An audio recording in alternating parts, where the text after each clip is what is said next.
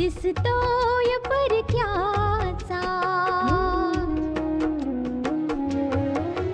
आपुलाच चेहरासा दिसतोय परक्याचा, नसे सुटणार नाजूक गुंता दोष न चरख्याचा, आपुले मी म्हटले जे होते पाहुणे ते, तरी आळवीत जाणे मी जीवन गाणे हे. रेखा ही भाग्याची, रेखा ही भाग्याची, रेखा ही भाग्याची, रेखा ही भाग्याची. आतापर्यंत आपण पाहिलं पल्लवी अभिजितला पाहिल्यावर हैराण होते आणि घरातील सर्वजण समजल्यावर चकित होतात की पल्लवी आणि अभिजित याआधी भेटलेले आहेत. मीनाक्षीच्या सांगण्यावरून पल्लवी अभिजितला घर दाखवण्याकरता घेऊन जाते. गायत्री पल्लवीला एकांतात थांबवून सांगते की तिने अभिजितला विजयबद्दल काही सांगू नये, परंतु पल्लवी असत्याच्या आधारावर नातं जोडण्यास नकार देते. गायत्री आणि आशा या गोष्टीमुळे चिंतित आहेत आणि पल्लवी अभिजितला सांगते की तिचं याआधी विजयवर प्रेम होतं. पण ही गोष्ट कळल्यावर पल्लवीचा खरेपणा पाहून अभिजितला आनंद होतो आणि पल्लवीचं लग्न अभिजितशी पक्क होतं. सगळेजण आनंदात आहेत. आता पुढे मम्मींनी अभिजितसाठी मुलगी बघितली, ती सुद्धा वकिलीनं, आणि वर तिला अशीही सूट दिलीये की ती वकिली करू शकते. मग घरची कामं काय मी एकटीनेच करायची? हिचा पाय तर घरात टिकणार नाही आणि मी घरातच असल्यामुळे घरची सगळी कामं मलाच करावी लागतील.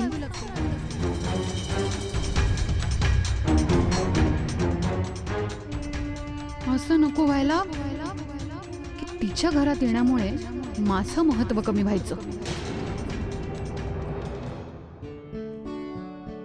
हाय वहिनी, गुड मॉर्निंग. बाबा क्या बात है, आज तर तुम्ही एकदम छान दिसताय. वहिनी ते मला एक विचारायचं होतं की मॉम कुठे? आश्रमात गेल्यात गुरुजींकडे. गुरुजींना काय? तुम्हाला तुमच्या लग्नाची फार घाई आहे ना, आणि मम्मी नाही, म्हणूनच तर गेल्यात तुमच्या लग्नाचा मुहूर्त काढायला. अभिजित बेटा, सुनबाई, खरोखरच आज दिवस खूपच शुभ आहे. हा घे प्रसाद. हे घे बाळा. मम्मी, गुरुजी मुहूर्ताच्या बाबतीत काही बोलले का? अगं सुनबाई, त्यांनीही हेच सांगितलं की जर लग्न लवकर करायचं असेल तर 19 तारखेचा मुहूर्त अगदी उत्तम आहे. ओ मग तर ही गोष्ट पक्कीच आहे की भाऊजींचं लग्न 19 तारखेलाच होणार. हो सुनबाई, अनिकेतला सांग तू की लग्नाचा मुहूर्त पक्का झालाय. जर त्याला सुट्टी मिळणार असेल तर खूप चांगलं होईल. हो, मी फोन करेन त्यांना नक्की. मम्मी, पल्लवीच्या घरच्या लोकांना कळवायला हवं की मुहूर्त पक्का झालाय 19 तारखेचा. काय अभिजित? हो मम्मा. अरे अरे, तू का लाजतोयस?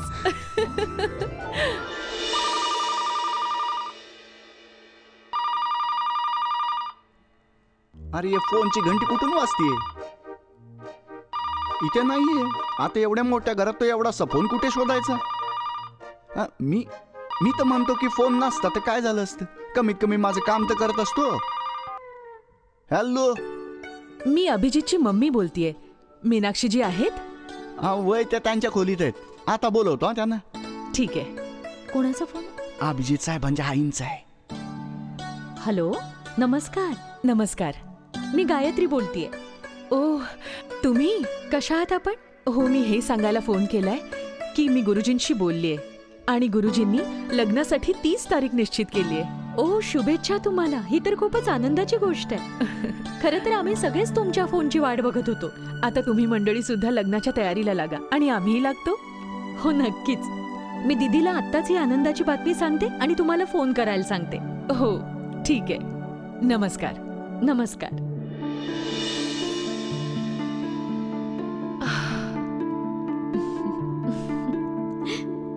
गायत्री, खूप खुश दिसतेस. काय झालं?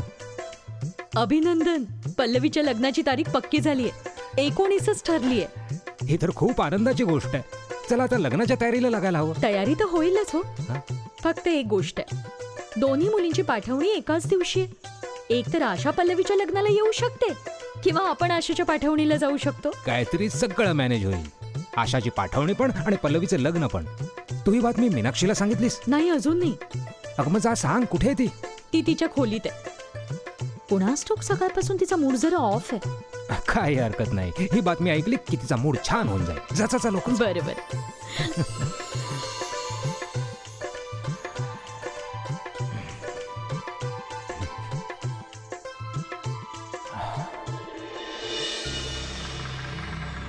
हे काय बोलताय तुम्ही? मी अगदी बरोबर बोलतीये. समजावा तुमच्या मुलाला.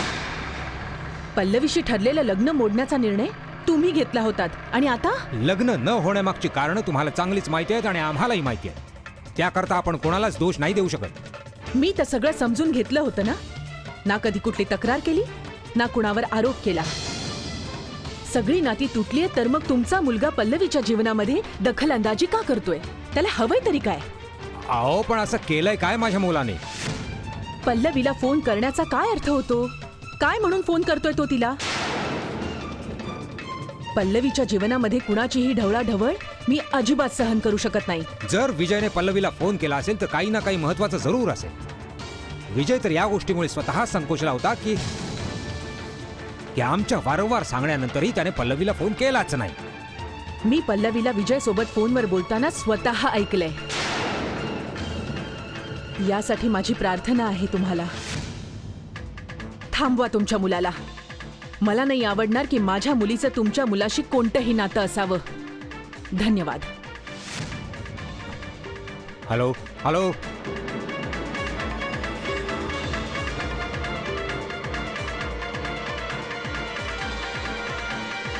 विजय विजय. काय पप्पा? तू पल्लवीला फोन केला होतास? हो पप्पा. का केला होतास फोन? काय गरज होती तिला फोन करण्याची? आत्ता कुठे ज्या नात्यानं संपवून टाकण्याचे मार्ग नजरेला येत आहेत, तू आहेस की ती पुन्हा जिवंत करण्यामध्ये आणि सांभाळण्यामागे लागलेला आहेस? नाही पप्पा, असं काही कारण नाही. तर मग काय कारण? पप्पा, असं असू शकेल की विजयने पल्लवीला शुभेच्छा देण्यासाठी फोन केला असेल. मी सुद्धा पल्लवीला फोन करायचा विचार करतच होते. आणि एक फोन केला तर काय बिघडलं त्यात पप्पा? प्रीतिमा, काही गरज नाहीये तिला फोन करण्याची. एकदा नातं तुटलेलं आहे तर मग ते तुटलेलंच राहू दे. तू जर तिला फोन केला नसतास तर अशा प्रकारे तिच्या आईची बोलणी मला ऐकावी लागली नसती. पण पप्पा, मी असं काहीच बोललेलो नाही. पण तू बोललास ना तिच्याशी. जुनी नाती संपलेली आहे. आशा या घरामध्ये सून म्हणून येणार आहे. पल्लवीचं लग्न कुठेतरी दुसरीकडे होत आहे. एक गोष्ट कान उघडे ठेवून ऐक. मी सांगतोय तुला पल्लवीच्या जीवनामध्ये ढवळाढवळ करण्याची मुळीच गरज नाहीये. आणि यापुढे लक्षात ठेव, पल्लवीला तू फोन कधीच करणार नाही. हो पप्पा.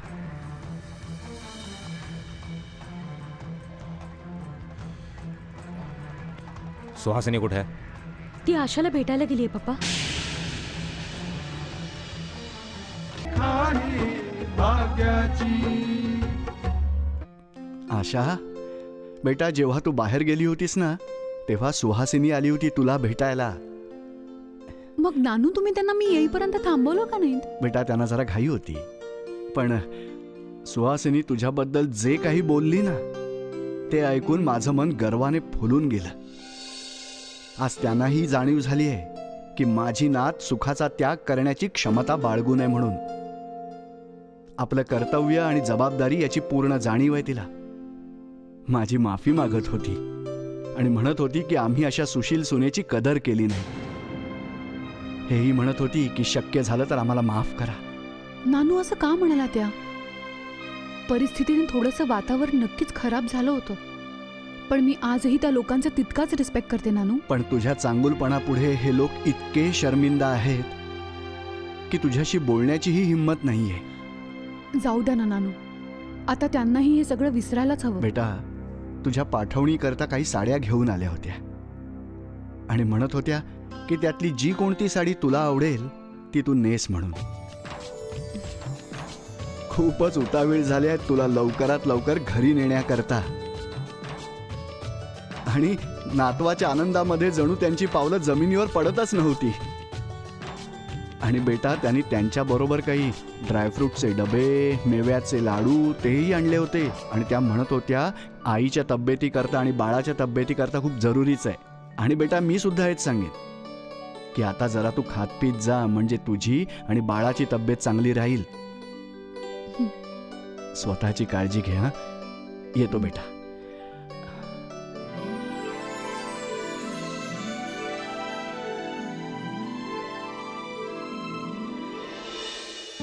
ओ सॉरी मम्मी, लेट झाला.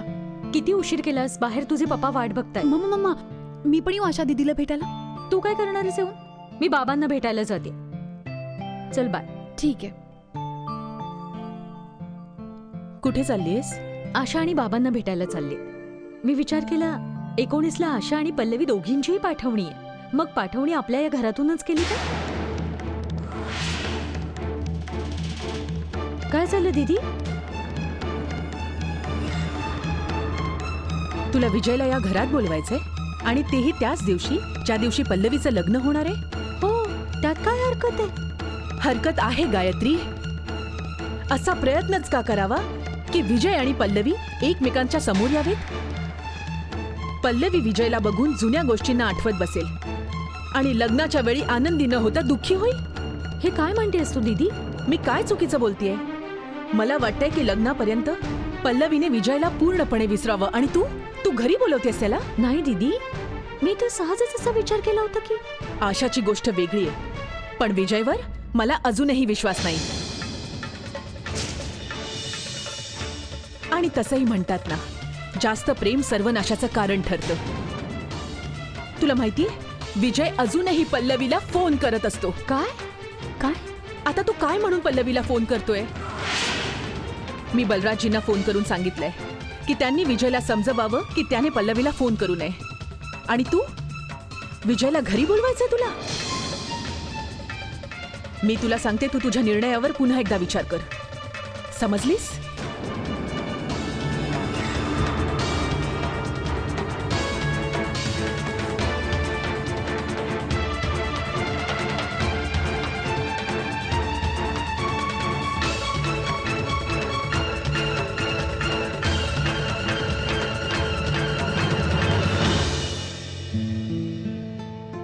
नाना, हे बघा, दिल्लीहून पुन्हा बोलावणं आलंय. हे पत्र त्याच हॉस्पिटलचं आहे. बेटा, आता तुला नीट विचार करून निर्णय घ्यायला हवा, कारण योग्य निर्णय तूच घेऊ शकतोस. आणि माझा असा सल्ला आहे की दिल्लीवाले जे इतक्या वेळा पत्र पाठवतायत तर त्यांना एक चान्स द्यायला हवा, कारण इथल्या लोकांनी तुला अपॉइंटमेंट लेटर दिलेलंच नाही. हो नाना. बाबा नमस्कार. ये सोहनलाल, ये. आयुष्यमान भव बेटा. सुखी राहा. बसा बसा. बाबा, तुम्ही आशाच्या पाठवणीचा जो मुहूर्त काढला होता, पल्लवीच्या लग्नाचाही तोच मुहूर्त निघालाय. पल्लवीच्या सासरी बोलणं झालं? हो, अभिजितच्या आईचा फोन आला होता.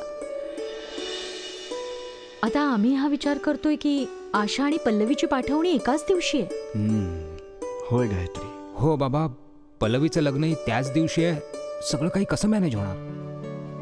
बेटा, जसं तुम्हा सगळ्यांना योग्य वाटेल. बाबा, मला असं वाटत होतं की आशाची पाठवणी आमच्या घरून व्हावी.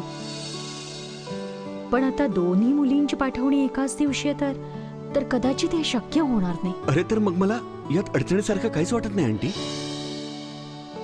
हो गायत्री, आशाची पाठवणी याच घरातून होईल. जर शक्य झालं तर तुम्ही दोघं तिला आशीर्वाद द्यायला जरूर या. मी तर नक्कीच येईन बाबा. बाबा, पल्लवीचं लग्न दुपारपर्यंत होऊन जाईल. तुम्हाला शक्य असेल तर तुम्ही आशाची पाठवणी दुपारनंतर करा.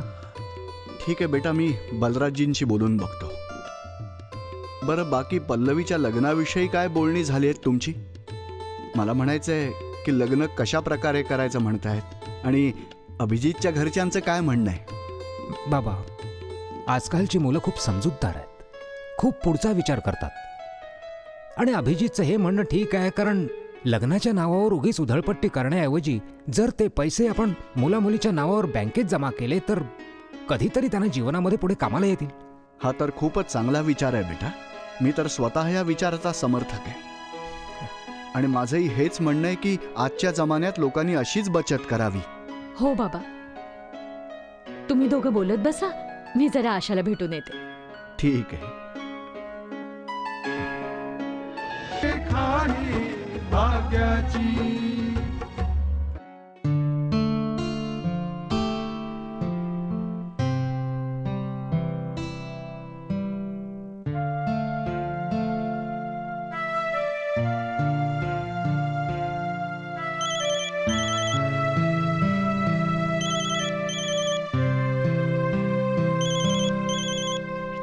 हॅलो, हाय, कशी आहेस? कोण? अभिजित बोलतोय. मी तर फक्त वाटच पाहत होतो की तू मला कधी फोन करशील. मी कसा करणार? माझ्याकडे तुमचा नंबरच नव्हता. नंबर तर माझ्याकडे नव्हता, पण मी शोधून काढलाच ना. ते म्हणतात ना की शोधल्यावर देवही मिळतो, आणि तुझ्यात तर मला माझा देव दिसतो. एनिवे, काय करतेस? मी काही नाही, बस जुन्या केसेसची फाईल चाळत होते. तुम्ही काय करताय? मला तर आजकाल एकच काम उरलंय, तुझी आठवण काढायचं. कुणाची आठवण काढणं हे काही काम झालं का? तुझी शपथ, तुझीच आठवण येत होती. तुम्ही प्लीज माझी खोटी शपथ घेऊ नका. नक्की विजयचाच फोन असणार. आता त्याला जाबच विचारायला हवा. विचारते त्याला, का फोन करतोयस माझ्या मुलीला? हे चांगलं आहे की अजूनपर्यंत लग्नही नाही झालं आणि पहिलेच आम्हाला खोटारडं म्हणताय. नाही, अशी गोष्ट नाहीये. ऍक्च्युली आता तुला जे काय बोलायचं ते बोलून घे, पण लग्न होऊन तू जेव्हा घरी येशील तेव्हा तुला कळेल की मी किती खोलवर प्रेम करतो तुझ्यावर. हॅलो हॅलो, विचार कसला करतेस? माहिती ना, आपल्या लग्नाला जास्त दिवस नाही राहिले. मॉम तर दिवस रात्र लग्नाच्या तयारीमध्ये असते आणि त्या तयारीमध्ये मलाही धावपळ करायला लावते. हॅलो, काय झालं? काही बोलत का नाही? हॅलो हॅलो, मी नंतर फोन करते. ओ हो हो, कदाचित कोणीतरी आलंय. पण फोन नक्की कर, मी वाट पाहीन कॉलची. बरं, ठीक आहे. बाय.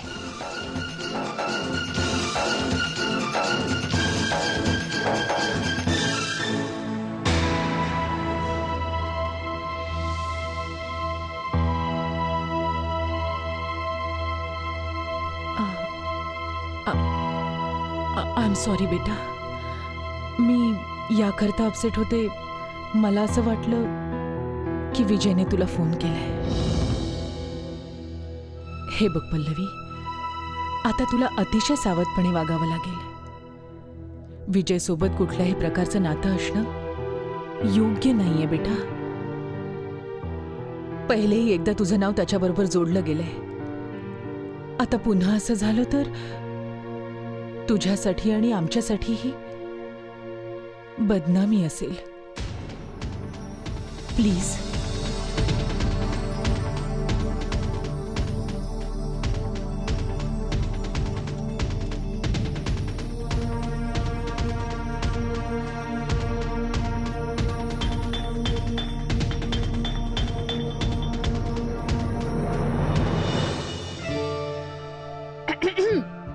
अरे वहिनी,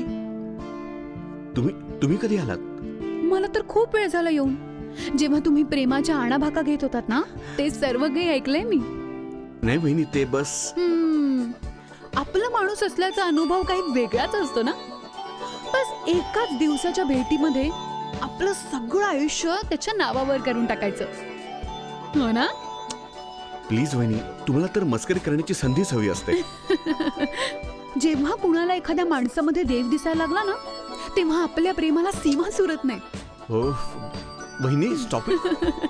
पण जेव्हा समोरच्याला प्रेमाची जाणीव नसते, तेव्हा त्रास अधिकच वाढतो, हो ना भाऊजी? मग शपथ घ्यायची वेळच आली नसती. बसा बसा भाऊजी, बसा. भाऊजी, बस आता काहीच दिवस राहिले तुमच्या लग्नाला.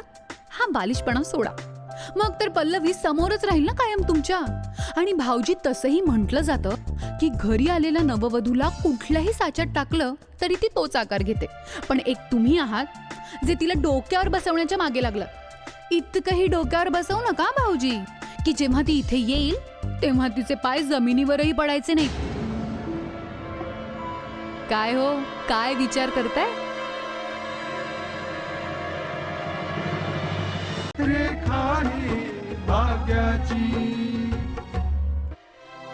फारच सुंदर आहे.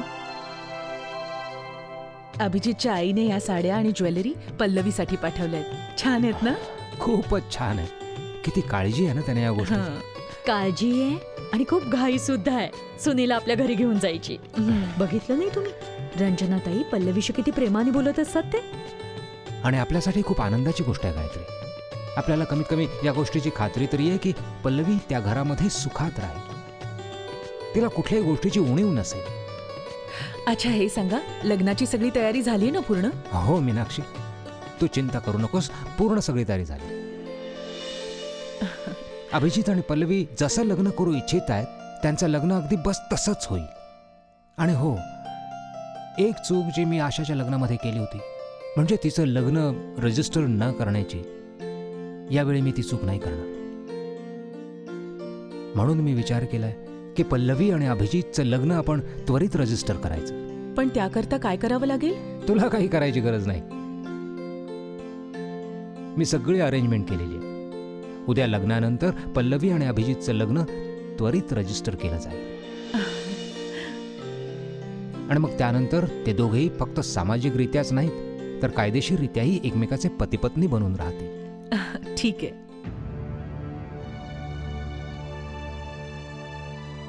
कसला विचार करतेस तिथे? बस हाच की या मुली ही देवाची देणगी असतात ना. जन्माला येताच आईबाप त्यांच्या लग्नाचं स्वप्न बघू लागतात. आणि ते स्वप्न असं असतं की मुलींना आपल्यापासून दूर नेतं.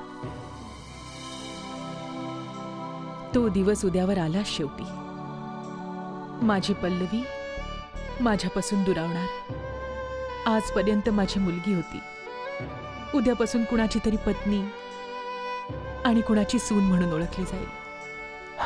हीच दुनियेची रीत आहे, हीच दुनियेची परंपरा आहे आणि आपल्याला या परंपरेबरोबरच चालावं लागणार मीनाक्षी. खरंय तुमचं बोलणं.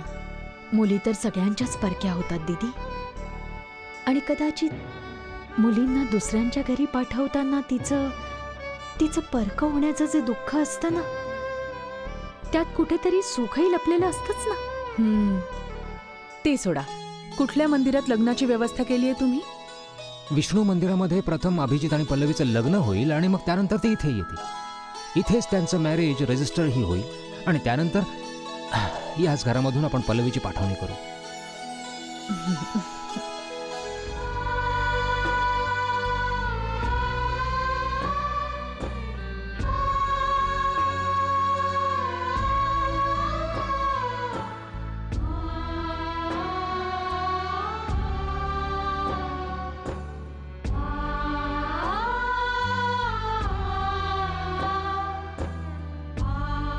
आणि हो, विजयच्या घरून कोण कोण येणार आहे? विजय एकटाच येणार आहे. कसला विचार करताय आंटी?